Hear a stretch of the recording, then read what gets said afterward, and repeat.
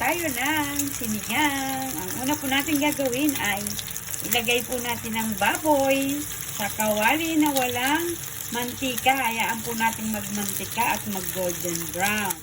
Pag po ito golden brown na, saka natin igisa ang sibuyas, kamatis. Ayan, yan po ang ating pangsigang na baboy. O di po ba, mas crispy, mas masarap.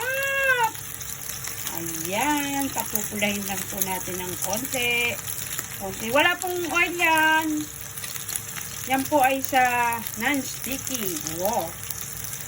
Ayan, mga kapangyaw, at golden brown ang ating baboy. At syempre, pwede na natin ilagay ang sibuyas.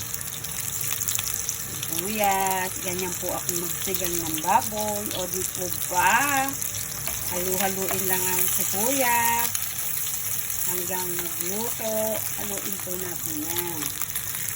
Ayan. Ayan. And then, ilagay na po natin ang kamatis. Isa-isa. Sa po natin yan. Ayan. Hayaan po natin mag-isa. At golden brown na ang ating baboy at maluluto na rin ang kamatis. Ilagay natin ang gabi. Ayan. I-mekos-mekos po natin yan. Yan. Konting gisa lang po. Igigisa natin ng konti. Tapos yung magpapakulo tayo ng sabaw, yun, tsaka po natin ilalagay itong pang sigang natin para mas yummy. O diba mga kapangyaw, ganyan po ako magsigang ng baboy. Ayan, at kumukulo na nga po ang ating tubig. Pwede na po natin ilagay ang ating sinigang na ginisa natin. Ayan.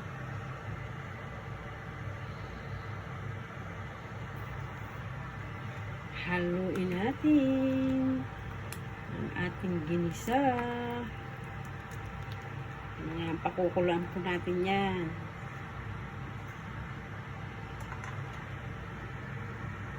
Mga kapangyaw, ayan, malapit nang maluto ang ating sinigang.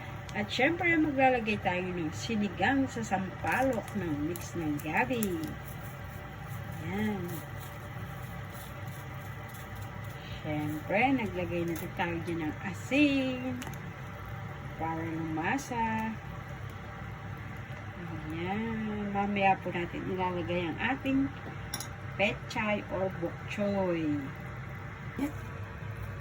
Ating last ingredient sa sinigang ang pechay or choy.